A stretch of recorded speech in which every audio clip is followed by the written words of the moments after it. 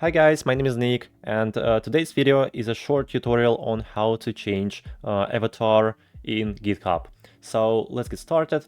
To change your avatar, you need to click on your profile icon at the top right, and now find in this list the settings option right here. Click on it. This is my current profile picture, and for example, I want to change it to another one.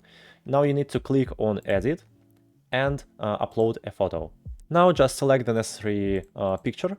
Let's do it. Select it and click on Open. Oh, and be careful because your profile picture must be smaller than 1 megabyte. Okay, let's select another photo, for example this one, and click on Open again.